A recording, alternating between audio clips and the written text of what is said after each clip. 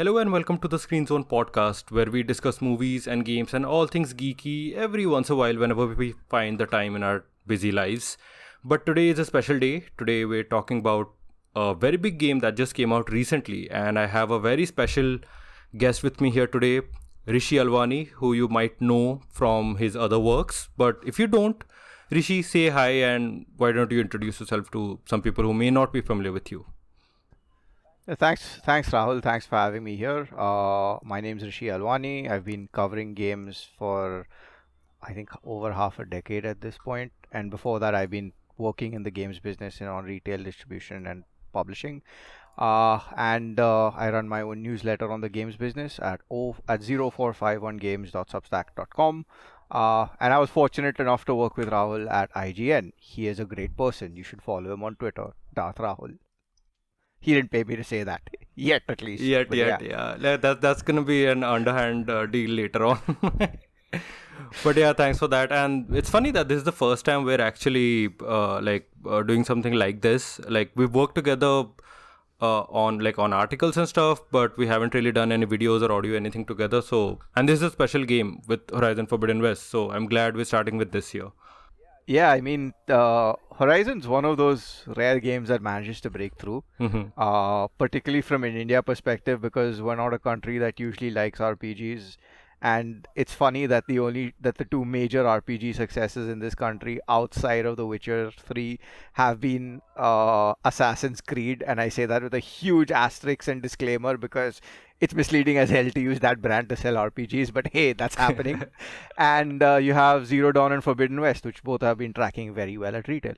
So yeah. Yeah, so like Zero Dawn, I was a big fan of that game, really liked it, but it had some jank, it had some issues, but I think pretty much all of those have been resolved here with Forbidden West. This is pretty much a perfect sequel in my book in terms of how you improve all gameplay mechanics, how you go deeper into the story, into the characters, all that stuff. So, but all of that aside, like we all know that by now, it's been a couple of weeks now, we've all read the reviews. So today we're here to actually go deeper and talk about some spoiler territory today. And this is stuff that I didn't hear many people talk about during the review period, even after the reviews came out. Some deeper stuff, some even gameplay mechanics, which like Sony didn't really market. And we'll just get into that now. So, how was your initial experience with the game? And then let's just get into it now. So I think my playtime when I finally checked it was around 26 hours, and then I played an additional 3-4 hours after seeing the title credit, after seeing the end credits, just to see what else was there, and if I missed anything out, anything major, because there was a huge patch. I mean, there was a not huge, there was a smaller, I think a couple of gigabytes which showed up in terms of a patch after. Personally, I think it's what it did really well versus the first game. If you think of the first game as your introduction into this bizarre world of Zero Dawn, the second game with it really earns the title Forbidden West Yeah. because stuff gets dangerous, stuff gets wild, and what's really cool is that you get a sense of scale. You get a sense of scale that I felt seemed missing in the first game. The first game had you beeline from one area to another, finishing off story points and moving to the next. And to me, what was really nice with the first game was its attention to detail, with its lore, with its logs, audio logs, dialogues, and the holograms and stuff you could see.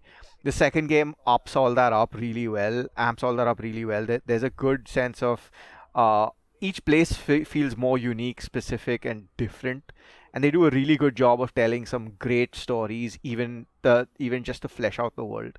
So if you're a sucker for good storytelling, or at least a good yarn, you'll definitely find that while you explore every nook and cranny of Forbidden West. And to me, that was from a from a pure story perspective, to me that was one of the coolest things. From a gameplay side of things, I really liked the Valor system. I thought that was a really nice addition to it. It really layers what were, in my opinion, really great core mechanics in the first game exceptionally well. So, and yeah, the enemy design was top notch. So I think, like you said, right, it's all, to me, I wouldn't say it's the perfect sequel, but I would say it's close enough. Yeah, and the word you used there was scale, which I felt like this game kind of nailed. both in its story, its design, its world. By the time I hit the first interlude, when you revive Gaia and then you have to go out and get all these the subcomponents, I felt like, okay, this is gonna be very long. Like, this is gonna be a really long game, and it kind of feels like that for a long time. Even though the game is actually pretty short, like you can complete it under 30 hours, roughly. But even until the last moment, it just feels like, yeah, this just keeps getting bigger and bigger. And that starts off with the entire plan, with the entire introduction of the Far Zeniths, which is a completely new type of faction that the game introduces, which is an extension of the historical lore we found in the first game with Zero Dawn, Project Zero Dawn, Ted Faro, all that stuff. This is all a splintering off of that. So, what did you think of the Zeniths? So yeah, for a bit of a background there, the Zeniths in Zero Dawn were essentially these group of people who boarded the ship, I think, called the Odyssey, and with the intention of colonizing a new system called the Sirius, Sirius, like you spell Yeah. Sirius Black and Harry Potter. They with the objective of doing that. And what you learn in Zero Dawn is they never made it; they crashed. But then in Forbidden West, you realize that the Zeniths are, well, let's just say intelligence plus 20 types, like 200 IQ types people, because they not only screwed over their spokesperson by not giving him a seat on the ship, but they also faked the fact that they made it alive. And they made it into that solar system. They made it to Sirius, and they were there for a millennia. You find that out in Forbidden West, and then what they do really well is they show these characters to be off as nearly immortal, unkillable in a way, and I think that just and that would make sense, right? Because you have people who have the knowledge of Earth and have been living for over 1,000 years, and they come back. They're Mm-hmm. basically unkillable. They have like unbreakable shields, and they're pretty ruthless. But what strikes out really well is when you meet them is they have a huge they use things called, I think they're called specters, which are these Yeah. advanced robots to help them out, and they also have in their employ a clone of Elizabeth Sobek called Beta, Mm-hmm. who's this clone who they use to gain access to all of the cauldrons and other areas within Zero Dawn's world, because they're only available to someone with Elizabeth Sobek's DNA. So you essentially meet them when you basically discover the proving grounds of the game's first major villain, Hades, the AI which went rogue and wanted to kill everything. And what I found adorable is how Hades basically dies in this game, which is he had a very adverse reaction when Silence, aka Zavala, aka the most badass voice actor in human history, shows him pictures of bunnies chilling out in the wilderness, and that basically makes him cringe to death, which I thought was okay. Which to me actually made sense, because you have this killer AI whose only thought is death, and basically the Yeah. like to me Hades is this universe's equivalent of Mr. Smith, Agent Smith. Wow. And I'm like, yeah, you really want to make him cry, you show him cute bunnies, and that tears at his psyche. So what was really cool was when you're in the Hades proving ground, you get the Gaia core you need. Boom, you meet the Farzianids show up, and surprise, surprise, Silence knew about it and he didn't tell you. So you end up being cheesed off with him. You barely survive your first meeting with these guys, and they're super OP, right? You can't harm Mm-hmm. them. You get out by the skin of your teeth because you managed to create some sort of diversion, and that's what I thought was really cool. The introduction of these characters was done in a way that I felt really up the stakes. So it isn't just about scale here. I mean, scale is one part of it, but they've also upped the stakes because it's not just the far zeniths you have to deal with. You also have to deal with the ongoing civil war with the Ten Act. You also have to deal with, well, the fact that the machines on Earth right now are polluting the environment instead of restoring the balance.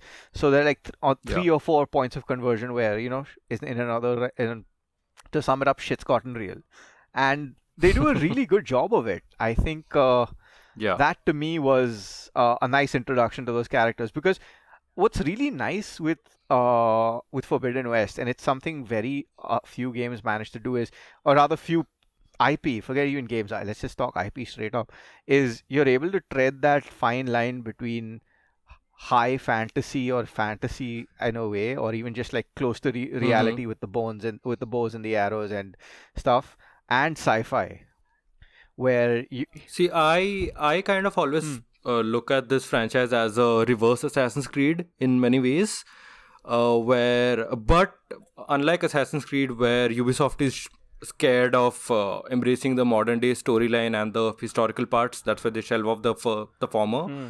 Here, they've managed to carve out a good balance between both of them, where it kind of makes you interested in both trying to learn about the old world, the ancients, how what they did, all the technology there, and then the tribal state of the current world that you're inhabiting in. And this game, I think this pushes way more into sci-fi than I thought it would, with the Zeniths, with Beta, with the entire Gaia storyline. Because the first game, when I think back on it, it feels like we're just scratching the surface with the first game, where the big revelation at the end of that one is, oh, okay, I'm a clone of Elizabeth. But here we're pushing that, like that's nothing compared to what we're doing with this game. And by the end of this game, my god, like this is like forget all the tribal shit that we've been doing for now. This just goes full on war by the end of this. So yeah, I love the way the amount of focus they're putting in on the sci-fi stuff, and they're not afraid of scaring off new players who might be thinking, okay, but I just want to fight robo dinosaurs, I don't want to do any of this stuff. But I think they've hit a good balance there. I think I never thought of it from point of view being reverse Mm-hmm. Assassin's Creed, and I think that's a fascinating way of looking at it. Because I do believe that's, now that more I think about it, that's a very accurate representation of what they're trying to do here. They're like, Yeah. let's do it. We don't care. Screw consistency, screw tone. Let's do what's right for this universe, right? Screw what people think. And I think Mm-hmm. it's the right approach, and at least it works here, because there's enough of story and lore to immerse yourself in, and on the other extreme, if you just want to slack off and kill a bunch of thunderjaws, you can do that too. So I think that was what I really liked in the way they've treated the source material. They don't think that, they haven't tried dumbing it down. Oh no, how do we get new players in? Woohoo! No, No. no, no. Screw you. You play the first game and you come into this. I really like it. It's refreshing because to me it's a sign that they're not just it's a sign that they're treating players with respect, right? Because when you've hit 20 million sales in Zero Dawn, you can afford to say with Forbidden West, we want to take it up a notch in terms of delivery of story. It's a brave approach, and it'll be fun to see Yeah. how that goes on with the next game. But to me, in the way it ended, it didn't feel like war, but more like, okay, this is like summon the Fellowship, summon the Fellowship, send messengers everywhere. Let's amp stuff up. But and I think it's a suitable cadence, right? From the first game, like you said, Yeah. you're scratching the surface. You're introduced. You realize you're a clone of Elizabeth Sobet. You realize that there's Hades, who's a killer AI that's want to kill stuff. You find a frenemy in Silence who wants to help you slash kill you in the same thing. You realize that the Mm-hmm. Karja have their own issue with the Shadow Karja. You realize that the Nora are, well, for the lack of a better term, I mean, in a way, kind of like hating on people for no reason. Like your own tribe hates you for most part of it. So Yeah. you're introduced to the world in a really cool way. And to be honest, they could have taken the sequel in another direction. They could have taken it in a direction where, hey, just double down on the quote unquote lore of Earth itself, and then bring in other species or bring in other Yeah. factions. But they didn't do that. I like the fact that they gave you a suitable balance there. They had the 10 arcs in their story arc, which I thought was really cool, particularly with how they built it up in the beginning when you find that the cousin of the Sun King was actually taken hostage by the Tenakth, but then he really Yeah. respects them, and that cool dialogue you have with him on the border makes you really realize and gets you into the fact that, hey, there's a lot of intrigue to be found locally also if you know where to look. And I thought that was a really nice touch. How many games are going to spend time giving you like 10 minutes worth of dialogue from a minor character that gets killed off 5 minutes later? I thought that was a nice touch, and that actually helped a lot and build up the stake and make you understand what kind of a world you're in. Because as a player character, I mean, you're only going to be shown a certain amount of things, right? There's only so much you can cram into Yeah. into audio logs and other exploratory stuff. The fact that they actually went ham with dialogue here, I thought was really cool. Yeah, I could never stop myself from Hmm. trying out the additional dialogues, Yeah. because they give you just enough that if you don't care, you can just go through like a little bit of dialogue and push through the Hmm. story. But there's so much lore that's hidden behind, not hidden, but there's so much lore and additional dialogues by all the NPCs you meet. Even the side quests, which surprised me, like the side quests in this game are really well done. From a storytelling perspective, it's not just like what others have pointed out, which is the Ubisoft style. Just go ahead, kill these people, and come back. Like the whole there's that entire side quest with Zoe, right, with the land gods, Yes. which I really loved. And the end of it, I loved when you heal all the land gods, and then they also kind of chime in a like they also rhyme in unison, and then Zoe's tribe is also basically taking it as a religious thing. That's beautiful. I mean, I wouldn't have expected that from a side quest, and there's so many more of those here. And I think what's interesting is these aren't just side quests. These are quests that Hmm. genuinely impact the game world. And to me, that's what Yeah. I really like. It's like, okay, they've thought of a way to plug this into everything in a way that matters, and I Yeah. agree with you there, right? That there's a good way of putting that together and making that work from a fact that, oh, it's not just a side quest for cool loot or whatever. It generally plugs back Mm-hmm. into the game world. It plugs back into the factions, and it keeps everyone on an even keel. And coming back to dialogue, right? There's some cool stuff, like even with Erend. Like even it's not just stuff you hear about Erend and him being an Osaram goof Yeah. off. It's also the stuff you hear from other people, like, oh, he Yeah. likes death metal because he heard it on the Focus. He realized that our ancestors had something called the Super Bowl and they would drink up too. And I'm like, okay, cool. This is a new perspective on things. Or like, or like how, like early on there was that whole thing between Vas and sorry, what was that guy's name? Val. Val, yeah, Val and Zoe Yeah. about veganism, and then they threw in a joke there also. I'm like, okay, cool. This is a team. This is a team that's got its A game. It had me thinking, okay, like what would happen if we didn't get Mass Effect 3, but we got a Mass Effect 2.5 in terms Oh of wow. in terms of dialogue in terms of Yeah. dialogue Yeah. Yeah. in terms of upping up the banter, in terms of building up these small nuances that make you think, that sit at the back of your head. And this game Mm-hmm. just does it, right? Like even when you're talking about the Tenact in general, or when you're talking about even how the Karja are, and how they would Yeah. and how the relations between those factions work, it's just such a lot of work to make it all come together in a way that matters. Yeah. Side note: I love Kotalo. I love Yeah. that character so much. Kotalo is awesome, He's awesome. and even other things, right? Like to me, the highlight of the game was the Vegas area where you get Poseidon, and I'll tell you why. Firstly, you're literally looking for like a needle in the middle of the desert where it start off with, and when you just hit the right spot, you find this tower from which like it's an arid desert land where you'll be like My Kingdom for a Red Bull kind of situation, and then you see this tower and then suddenly water comes out of it and you're like, okay, fine, let's go exploring. You find a bunch of Osaram explorers who have their own drama, but when you go and you actually explore this place, you learn about a guy called Stanley Chen, and he was one of the, in the words of the Zeniths, the good ones. And you learn about how he basically ran his water filtration business. He went broke, or gambled whatever little he had left, earned enough money to keep going, because he gambled and won, and brought Vegas back to life. And after that, he essentially, he couldn't find it in himself to switch off the lights completely on Vegas. He kept the generators on standby, so whoever comes next can keep it running. And and what's really cool is how that all plugs in, as anecdotal stuff you keep reading. But then what ties in really nicely is at the end of that quest, the Osaram explorers find a way to put the power back on at Vegas, turn it into a huge sound and light spectacle. And later on, when you meet Tilda, who is one of the Far Zeniths who defects to your side, Aloy asks her about Stanley Chen, and she mentions, oh yeah, he's one of the good ones, and pity he didn't make it. And yeah. Yeah.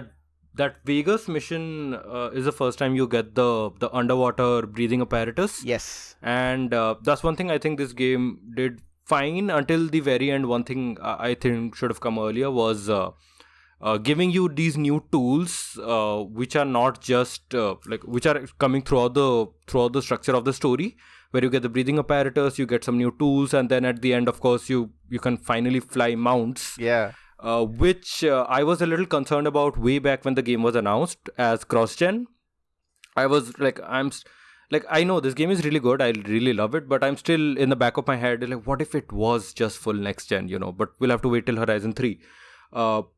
But they've expanded so much, so much on all fronts, on land, water, and air by the end of the game. I just kind of wish the flying mechanic came a little earlier, because I was staying away from all the marketing. I knew that there were some screenshots that Sony had released, but I wasn't looking at any of those. I was like, okay, if they're gonna do the flying thing, I'm gonna figure out in the old game itself. So that's a funny. So And that's a that's like funny the one. That's a funny yeah, one because the flying thing was obviously sorted in a way where they kept it under wraps, because prior to yeah. release, they it was reported in a Brazilian PlayStation magazine, and and what had happened is when it was reported there, some guy tweeted it. Those tweets were DMCA striked. Okay. Yeah, yeah, And the and funny thing is, because with the first game, so there was a Reddit rumor. I don't know if it's true or not, but for a long time there was a Reddit rumor that, Gorilla had said they couldn't do flying mounts because PlayStation 4's hardware couldn't handle it. Something like that. huh. Uh, so that's like the number one argument everyone made when Forbidden West was announced for like an entire year. Ki, but this is cross-gen, we won't have flying mounts, boo. No, but I don't know. And then they did it. Yeah, they did it, and I don't know. I don't think it's a question of the tech. It's a question of the Yeah. time usually. And come on, Mm-hmm. man. Let's be honest here. 2016 versus 2022. You've had 6 years between releases. You're trying to tell me they're Yeah. not going to find a way to make it work? They'll find a way to make it work. Because at Yeah. the end of the day, what most people fail to realize is first party does have secret sauce. And in Mm-hmm. the secret sauce is very simple, is that they have the time. You tell me which developer is going to take so much time between releases. If this was on the Ubisoft, I mean, outside of Take Two, you tell me anyone else. I can't think of anyone else who'd give their developers so much time for a sequel. It doesn't happen. Like, surprises me that the amount of power they're still tapping into the PS4 at this point.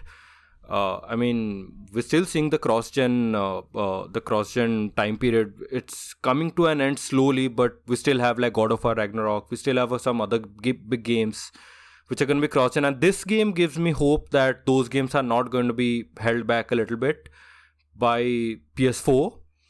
If anything, they're going to scale really well to PS5, where I mean, this games I played most of it on performance mode, but even then the 4K 30 mode is really good. Like, it's one of the few games where I was kind of switching between both modes every once in a while. That doesn't happen with me. I usually just stick with the 60 FPS mode. So they've done really well. In my case, I stuck to the 4K 30 for I think 75% of the game. Then I tried performance, because usually in my experience I find performance modes to be pretty crap. Okay. Because there's usually tearing, or for some reason or other it's inconsistent frame rate. Like with Elden Ring right now, that's my situation. Yeah. Inconsistent frame rate. But here it was like, okay, wow, they got this right. Mm-hmm. Some people had issues with the pop-in, not me. I thought it was fine. Hmm. But yeah, I do agree that there seems to be a better approach here in terms of respecting people who can't get their hands on a PS5, and it's nice to see, right? I mean, and to be fair, it's not like other publishers couldn't have done this. I mean, if I recall correctly, even towards the end of the 360's life cycle, games like the original Forza Horizon and even Forza Horizon 2 and even Halo 4 looked really, really good on Yeah. old hardware, because they had the time, they Yeah. had the budgets. So, it's a question of being able to do that and whether it makes sense. And I think for Sony, yes, it makes sense, because if you look at it from a numbers perspective, you're looking at least 100 million PS4s install base. And if you're looking at PS5, yeah, that's still growing, probably going to hit, I think it's around 15, like 10, 15 million Yeah. Something possibly. like that. So you'll want to make sure both audiences are taken care of. And besides, I mean, going just a little more on the business side of it, is you don't want to it's not just about making stuff for the people on with new and shiny hardware. If you have a 100 Mm-hmm. mil audience, they'll want to buy too. But that aside, what was really cool here was also what they did with Beta, in my opinion.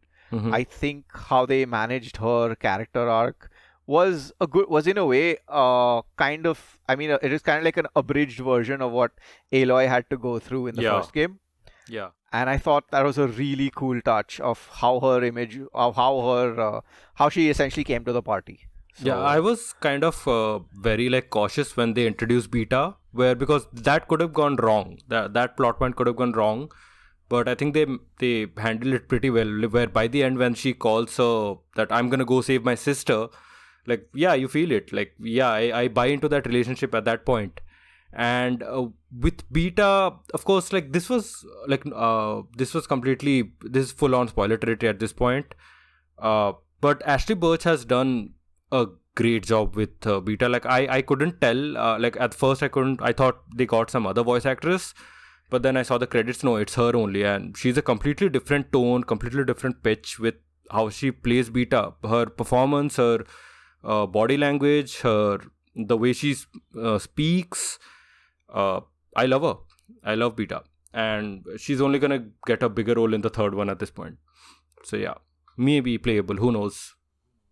oh God, no. I'll tell you why no. I'll explain to you why no. Yeah. So, firstly, what was cool with Beta is for the first half of her being around, you really don't know if you can trust her. Yeah. And Aloy's attitude towards her just proves it. Yeah. So, what is really nice from what Gorilla at least was able to do was make you feel that yeah, the that your player character was essentially mirroring your thoughts. That can you even trust this character? What if she turns heel on you? What if she calls the Zenith the nuke the crap out of you? And then later on, as you keep playing and you meet Tilda and you learn more about the Zeniths, you realize that yeah, they're assholes. They're scum of the earth, and that is why they can't even manage their own clones, which essentially what Beta was, to the point where they towards the end Tilda even says she's the inferior version of Elizabeth. I don't want her. Why don't you come along with me? And I'm like, bro, do you even like? And then you wonder why the human race goes to hell. Yeah, it's because of lack of compassion and shit. And by that point in time, you're like, yeah, you're totally on in Camp Beta. You're totally in like, what the hell are you guys doing? So I think to me that the way the character was handled was really cool. But why I don't think a playable Beta would be a nice idea, at least in the third game, is because it could work like those Mary Jane stealth Yeah, sections I was in just gonna Spider-Man, bring that up. Yep. but I don't think it would work as a full playable character simply because her skill set is more on the computer side of things and Yeah. the hacking side of things and the network side of things and inventing and building stuff. Mm-hmm. So I could see her coming in like maybe in a crafting or a hacking mini game or maybe stealth sections and stuff. Or unless, Beta builds mechs to take down the threat in the next game. I don't know if that would work. But I think it's a good introduction to the cast because it gives you another perspective, and it also plays in very cool with the whole nurture versus nature theory where you could have all the genes of the best people but you could still be a complete goofball because of how you're taught. And I mean, we've had other games also explore this, like Metal Gear Solid 1, but I do believe that the way it was treated here actually works. Yeah, and then Beta, aside from her, we have Regala, who also plays foil to Aloy, and just wanted to touch on her. I feel like they could have done way more with her. Like she was very underutilized here. Regala, like you have a whole edition named the Regala edition of the game, which hasn't made it here yet, right? And I mean, that was kind of weird, where she was kind of built up by the game that, oh, she's gonna be this big, like sort of an antagonist, right beside the Zeniths. But her story, like you kind of start off with that when you enter the Forbidden West, and then you kind of forget about her for a long time when you're dealing with Gaia and all that, and then almost at the very end you come back to her storyline, where I had almost forgotten that okay, she's also mounting war on the on her tribe. Oh yeah, that was like a weird thing in the middle. I do agree that she seemed a bit underutilized, Mm-hmm. but I also believe it's a question of from the way I look at it is it makes sense from the perspective of giving you multiple threads to care about. So while your primary objective is rebuilding Gaia's sub-functions by getting Poseidon, by getting Demeter, by getting Aether, it also does make you realize that hey, you're doing all this and there's a war in the background too. And how do you solve for that? So in my head, the way I resolved it in my head was okay, I'm getting all these done. Then after that, perhaps the next thing would be to sort her out. And surprise, surprise, the plot dovetails into that. Like when you're rescued by Tilda and when the extent of Silent's plan is brought to your attention, where Silent basically finished Regala into be defeating the Tenakth and taking the Tenakth to wage war against the Zenith, while and that was his plan, while Aloy was well, trying to fix everything else. So essentially it's a question of who thinks they're the king on the chessboard, and well, turns out everyone pawned everyone. So that's what I thought was really cool from that perspective, from the perspective of who's manipulating who and where the intrigue actually is. I thought, okay, that was a good addition. I do feel though that they missed an opportunity for a proper redemption arc, because Regala is portrayed as this super, super, super bloodthirsty, wants war at all costs because her family, her brothers were killed by the Karja. So it's a question of killing off all the Karja. But before that, before she can wage genocide on that, she needs to get rid of the current Tanakh leadership, which is Kotalo, and Kotalo has his own ideas. So I thought that towards the end you have that choice. So what happens is you defeat her in combat, and you have the choice to spare or kill her. I spared her Yeah, same. because I wanted to see what would happen next in the character's arc Hmm. when you do that. So I spared her, and surprise, surprise, she joins you as you guys assault the Zenith base. But what I didn't like was she dies anyway, trying to kill off all the specters that are there. She Yeah. gets Zolgrushed by specters and said, "This is the glorious death I have craved." I'm like, bro, so fucking one note, man. You guys could have done so much more with this character. And I'll tell you why the expectation is there. One, it's not just because they named a whole edition after her. It's if you look at Silence. Silence is a deplorable human being, but at the end of the day, he's doing, in his mind, the ends justify the means. So he Hmm. might be deplorable, you might hate his guts. Aloy definitely does. I think he's a baller. I think he's like probably the best character in the entire series so far. And I do believe that you need a little depth in your characters, right? And they did that even well with Erend. In the first game, you think he's this goofball, but then hey, there's a real dark story there because of how his sister died. Even Hmm. with even with like some of the other side characters, right? You who you like meet at the village in Chainscrape, and even the guy who runs Chainscrape, like the chef at Chainscrape, I thought was a really cool character too. To me, I just felt it was a lost opportunity from that perspective to just flesh that out a little better. Fine, you want to give the character a quote unquote hero's death, but make it justifiable, right? Hmm. To me, I don't think they could justify it. It's just like, oh yeah, she's the big bad, and her story arcs ends like this, getting Zogrushed. And I'm like, this could have been done in so many better ways. She could have been the person you fight just after Tilda. That would have been Yeah. cool. I mean, I saw that from a mile away, that when you get that choice of whether killing her or saving her, because I mean, like the thing that you said, that you might need to fight her if you spared her. That's something I could see, something like in something like a Witcher 3, where that game does stuff like that, where the choices are a little more diverging. Here it feels like, okay, fine, you can spare her, but you'll get some extra. You get an extra armor or something, no, or some tool, I guess. And if you kill her, you also get some kind of reward, but that's about it. Like, it doesn't really affect the story that much. Yeah, that's the thing. I felt Mm. that was kind of a missed opportunity. Yeah. But you know what was the biggest missed opportunity? Yeah, we're just gonna come to Yeah, that. Ted Farrow. Ted Farrow, my friends, was is the biggest steaming pile of disappointment in this great game. It's like this game is like 99.99% there. Why is it not there? The 0.01%, which is Ted Farrow. Hmm. And that entire arc, the payoff of that arc was so bad. Like Gorilla, why? Why? And this isn't the first time Gorilla's pulled nonsense like this. I will get to that soon. So essentially what happens is, so Ted Faro, right, is the guy who's the reason Earth is in the shape it is. Mm-hmm. He was a billionaire several times over. He had his army of bots that he used to clean up the ozone and clean up bio waste and did all these cool things. But surprise, surprise, these bots gained sentience and started eating sea life, and were basically consuming the entire planet.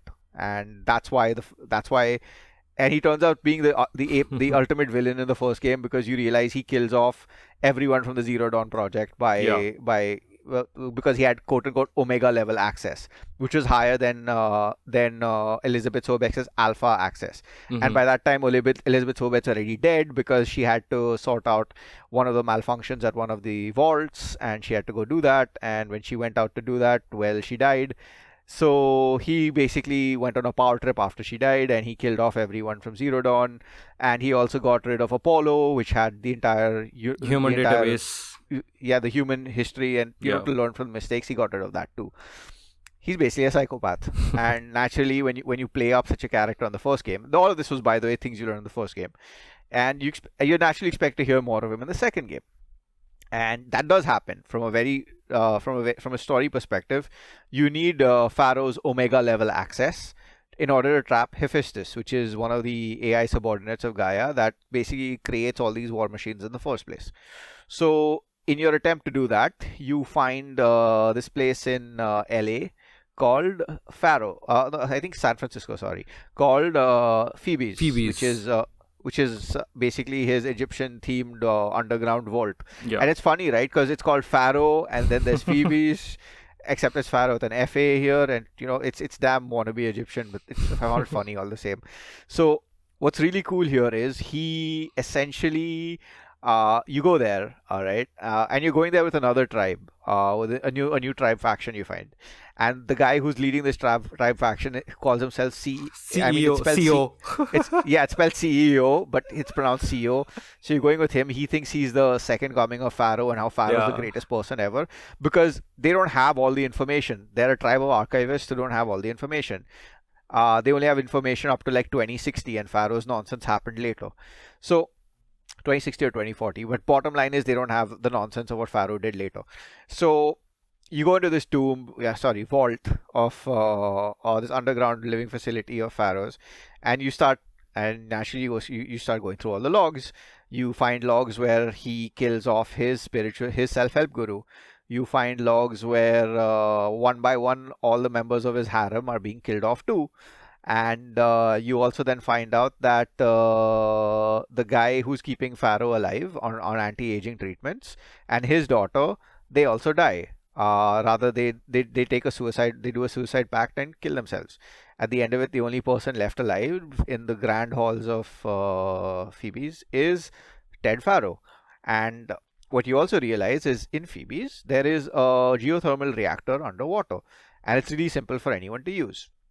Now, Ted Faro is being kept alive on anti-aging treatments, and the way it was working was the doctor had to. It was showing good results. The doctor claimed that the results were really good, but there was a question of mutations coming up, and he had to do whack-a-mole, essentially genetic whack-a-mole, to prevent more mutations from coming up. And however, at the same time, he noticed that Faro had, and he was also culpable in Faro killing off the others, and his daughter did find out, so which is why he committed suicide. But what you also realize is, because of what the doctor essentially did was rig Faro up to the geothermal power generator, so he could stay alive. Now, the reason why Faro wanted to stay alive as long as possible is because he wanted to stay alive, in his words, for Elizabeth and the kids, because people who come back to repopulate and Earth and all will need advice, and they will Mm-hmm. hear it from the great Ted, who wanted to show himself as the savior of humanity. And in Ted's own and in Pharaoh's own greatness, he thought it was a good idea that to link his being alive to the entire stability of the geothermal generator. What that means is, if he dies, the generator is rigged to explode. Yeah. Now, when you read all of this, you figure all this out, and as you go through Phoebe's, you actually go up against killer Pharaoh bots, which you manage to kill. You see all this dialogue, you see all this lore and exposition, and when you finally get to the last room, all right, you're about to enter this last room, But you're cut short because CEO and his buddies want to enter first. So they enter first. You hear some zombified shrieks of whatever Pharaoh became. You see the CEO walking out in disgust and asking Aloy, "Is that him?" Aloy is like, "Yeah," and he gets his guard to kill Pharaoh off. So Pharaoh's killed off screen. You don't even enter that room. Yeah. And I'm like, bro, the hell have you done, man? Like, what the Yeah, I hell? was really disappointed. I genuinely thought we would have at least give us a cutscene, like forget a fight, like at least let us see him. Like what? Yeah, to me that was like the worst payoff ever. Yeah. It's like you had me hoping something would come off this, and then we just get like wrecked at the end. We got baited, man. It was just we got played. We got completely played, and I thought that was and then CEO also dies in such a shameful fashion. yeah. It seemed very Indiana Jones wannabe Yeah. that entire section, and I'm like, guys, it's really now. And this is the first time. See, in my case, it's at least this is the first time Gorillas pulled nonsense like this. They Okay. pull this stuff even with Killzone 2. Killzone 2 at the end, you end up, spoiler alert, one of the characters, Rico, kills Visari, and Visari was built up to be this really cool badass, Mm-hmm. this huge ass, you know, dictator slash leader of the Helgan and the Helgast and this cool guy, and the entire game your job was to apprehend him and bring him to justice. Yeah. And you get him right, and then they're like, oh, a lowly soldier has come to. He basically says, oh, a lowly soldier lieutenant has come to arrest the great Visari. So be it, and all. And as you're cuffing him, your partner basically shoots him dead. And I'm like, why? Like why? I mean, it made sense for the sequel, because there was Killzone 3. But in this case, I'm like, dude, why? It was just, I felt it was just really, really, really uncool, and there Yeah. was no payoff at all. I don't know why they would do that.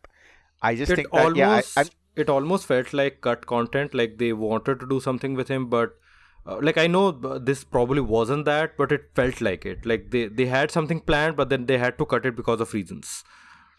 I mean, that's one way of looking at it. That, yeah, you Hmm. cut it because of reasons. I can very well understand that, and seeing that happen. This must have been a compromise, Yeah. but that's one way of looking at it.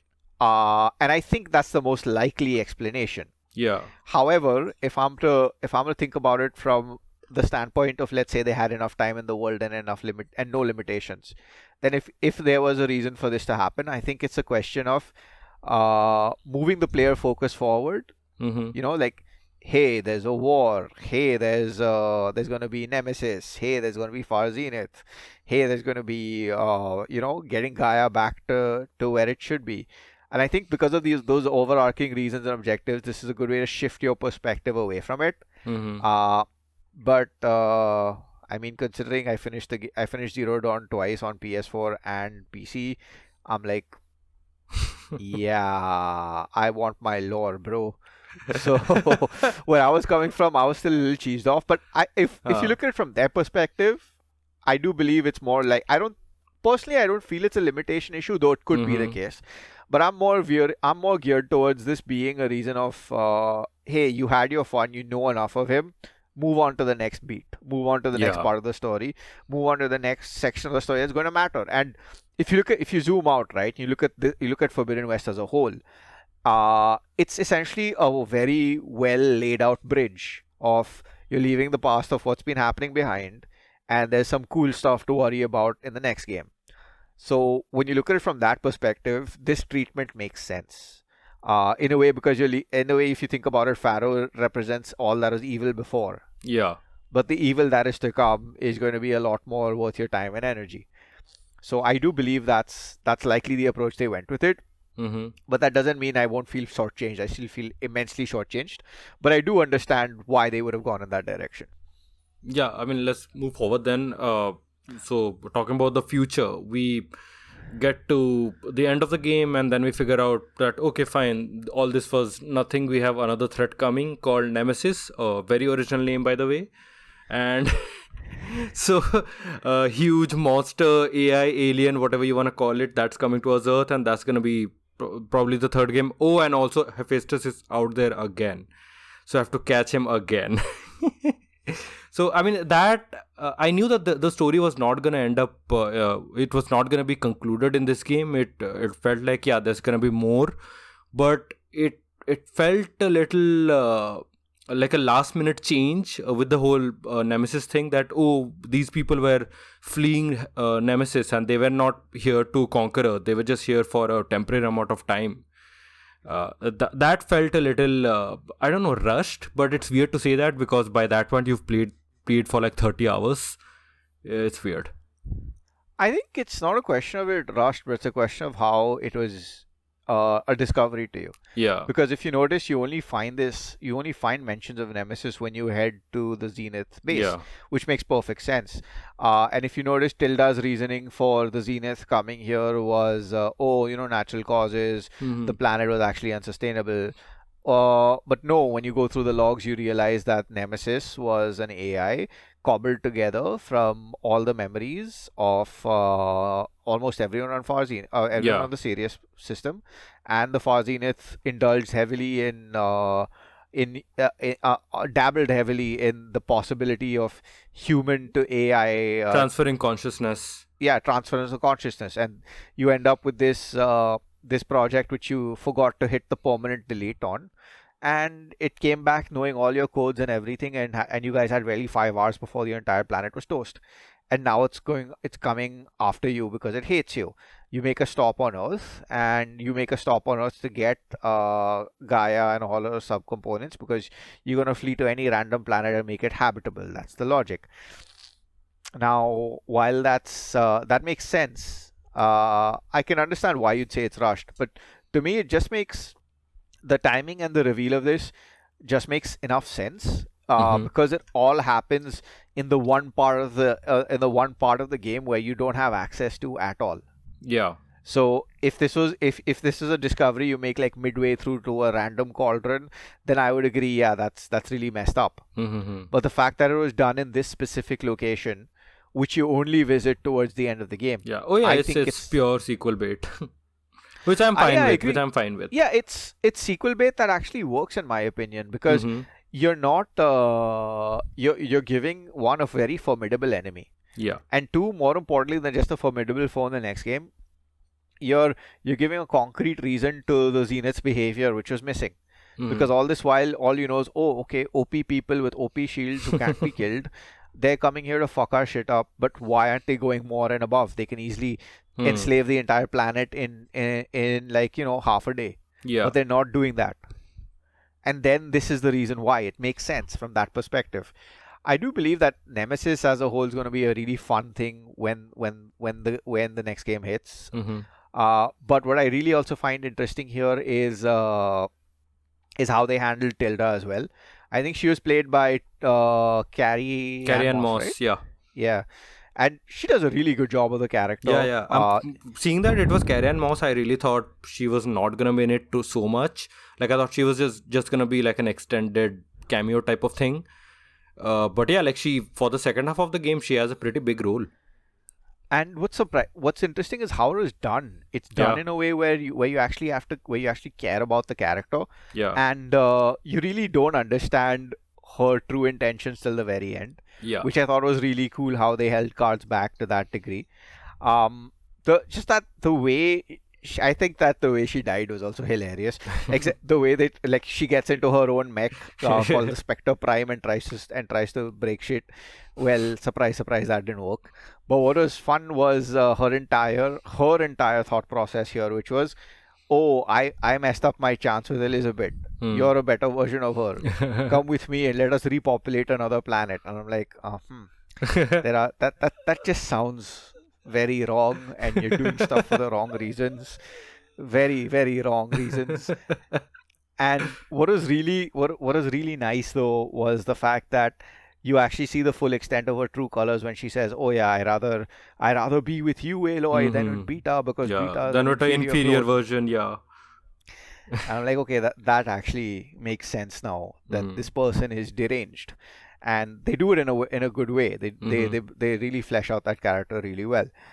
And they try giving you a little bait there because they show the broken mech hull, but they don't show the character itself, which Yeah. opens up the possibility that she might be back. Yeah, But yeah, yeah. I doubt that's going to be the case. And I think at the end of it, that was a pretty interesting arc all the same. Mm-hmm. I really wanted to, like, online on social media, I really wanted to talk more about and like share photos about the flying mechanic, because it's so weird. It's such a cool mechanic that a lot of people have been looking forward to since the first game came out. That was one of the things that a lot of people wanted. And then you finally get it, and even then it's kind of a spoiler where it feels weird talking about it, even though it's a in the end game it's such a huge mechanic. Like right now I'm not using fast travel at all. I'm just flying on my mount, and it's great. I think what's interesting with this one is they give it to you. I feel the reason why Mm-hmm. they want to give it to you at the very end is because is essentially for to give you a reason to explore the world when you're done. Yeah. Oh, I yeah, think that makes sense. I think that would be the logic, Mm-hmm. and it also makes sense from a story perspective, right? Yeah, yeah. Because you get it at a time where essentially you need to stop the 10 act war, Mm-hmm. and the best way to do it is with air power, quite literally. Yeah, yeah. So I think the timing makes sense.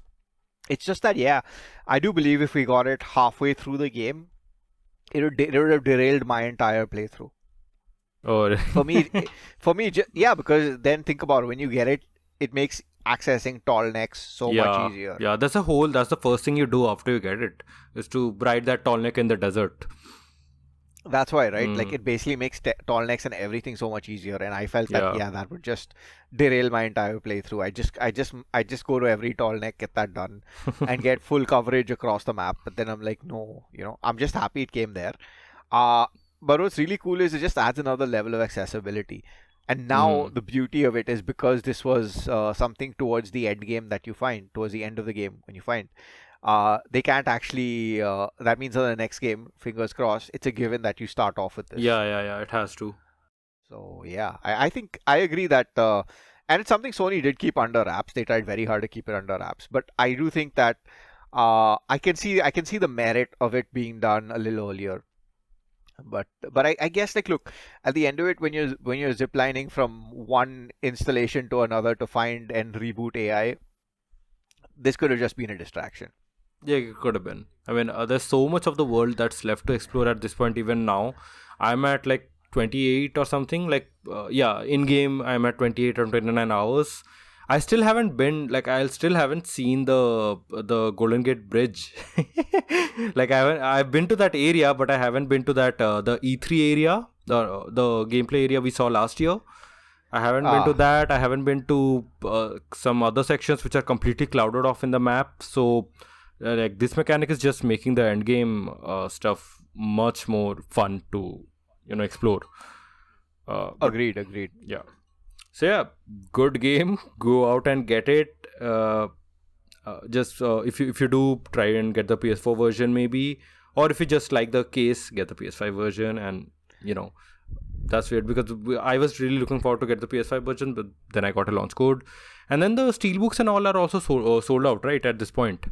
So that's an interesting one. Yes, the special editions, which are the steelbook variants, are sold out. In fact, the PS4 version is hard to find right now, and it's easier to find the PS5 version than the PS4 version Mm-hmm. at this point in time. A lot of it has to do with the fact that essentially because the PS4 version has a cheaper India price, some some retailers who like to make money on foreign currency arbitrage and hate playing by the rules Mm-hmm. are shipping stock to other countries, and that's why there's a huge Right. scarcity on the PS4 stock in the market right now. It has nothing to do with any other reason but that at this Mm. juncture, at least according to people I speak to in retail. But game's been selling well. It's been doing well. The PS5 version is easier to find, and yeah, I think it's going to be one of those titles that's just going to be worth picking up through the year. Like Mm-hmm. now it's finally I can now between this and Ratchet and Clank Rift Apart, it's very easy for me to tell anyone who's buying a PS5, okay, these are two titles to start off with. Yeah. You know, it's going to be one of those games that'll do well through the generation, and it's really fascinating because what's happened is after it's come out, the inquiries for PS5s have increased Mm-hmm. everywhere. So there's a lot more people who want to buy a PS5 now because the game is out. They have a PS4, They Right. bought the game on PS4, but they're like, no, they want to play it on PS5 too. So we're seeing a lot of that behavior too. So yeah, it's going to be an interesting one. Yeah, and just off topic a little bit, but talking about sold out games, we just saw Elden Ring got sold out across the country. I was trying to get a physical copy. I waited till the last day, like just the day before release, and then it was sold out everywhere. It is the PS5 versions where the PS4 you could still buy at a couple of places. I don't know what the situation is right now. So it's an interesting one. It's an interesting one. Grey market has come in with the clutch because places like MCube and M2, MX2 have been selling the launch edition, which basically comes with a patch, art cards, a bunch of things, and those are easily available. In fact, right now, if you need to pick it up, both sites should have it. Even local offline stores are getting stock in from either smuggled in or parallel imports. They're getting it in, and the pricing is pretty fair. Mm-hmm. The launch edition, which includes all these freebies, goes for around 4599, which is not bad. Mm-hmm. I was lucky because I pre-ordered a week before launch. So the thing is, the moment reviews hit and it was sitting on 97 on Metacritic, within an hour, most places sold out. Yeah. Whatever you're seeing right now on sites is grey market stock or parallel imports, which I think is necessary because from what I have been told, and take this with a grain of salt because I haven't been able to verify this, the next official restock of official stock of Elden Ring is only going to come between the 10th and 15th of March. So in the interim, whoever is able to import and sell is going to make a killing. Yeah, I was surprised because I just knew that, yeah, this is the whole review effect. Because I mean, I know Souls games. I wouldn't have expected a Souls game to like go out of stock that fast. But I guess the reviews had a big thing to play there also. Like even if the reviews were fine, I don't know if it would have sold out as fast as it did, or was it a case of low quantities? It's in my opinion, it's a case of low quantities because from Hmm. what I know, Neo 2's launch quantity in India was roughly 2000 units, and from what I know, Elden Ring was I think 1750 around between Mm-hmm. PS4 and PS5. So it was like 1500, 1750 in that range, lower than Neo 2 essentially. Right. And it's a question of low quantity. And I mean, come on, right? At the end of the day, Bandai Namco knows how the quality of their game. Yeah. They would have given feelers out saying, hey man, this is going to look good. Are you sure you want to stick with your quantity being so low? And everyone was asleep at the wheel because until last week, most retailers I talked to were asking me what Elden Ring was. and So I yeah, they dropped. and I bring this up because the timing of this is so like funny with Horizon, because it's kind of the same thing happened with not sales wise but in terms of the online discourse, where right now almost nobody is talking about Horizon. Like suddenly the whole discourse has shifted to Elden Ring, and it came out what, just like a week after Horizon or a couple of weeks. uh I think, yeah, that's an interesting one, right? Where yeah. the quote unquote online discourse is Yeah. going. It's an indicator of popularity. I agree with you. But Hmm. here's the thing, right? My suspicion, and this is purely speculative, there is no proof to back off what I'm about to say, Okay. is that my suspicion is in a couple of weeks, you will find a lot of copies of Elden Ring Hmm. in used on sale used. Yeah. And I say this because my gut feeling, again, nothing backed on, there's no actual data to back this up, but my gut feeling tells me a large chunk of people who have bought Elden Ring have bought it only on the basis of seeing that nice shiny 10 on 10 on Mm-hmm. IGN and that nice shiny Metacritic of 97, Yeah. and I don't know what they've got themselves into. And the moment they play this, there will be tears Yeah. and they will just resell. That is what's going Yeah, to I mean, happen. that's what I'm also guessing. Like, Game Loot is going to be filled with pre-owned copies. Not just Game Loot, Console Nation, Yeah. CEX. It's going to happen because right now everyone's operating on the hype. Yeah. Retail is bringing it in because there is demand. They're doing the gray because there's demand. They're doing parallel because there's demand. Bandai Namco's reaction to it will only be in 2 weeks. By Mm-hmm. that time, how much of a demand is there, God knows.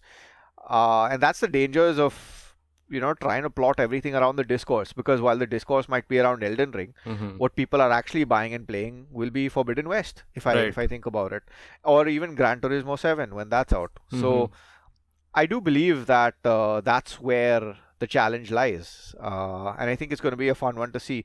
I just think that, look, if you weren't able to get it at launch, don't stress out. It'll be available soon enough. Right. It's already available now. So, don't let don't fall prey to FOMO. That's Yeah, what I right, would say. right. Yeah, I mean that's one thing. I think some of our friends on Twitter were also talking about that because they missed out on the source boat before, and Elden Ring is also kind of trying to get a larger audience with the open world.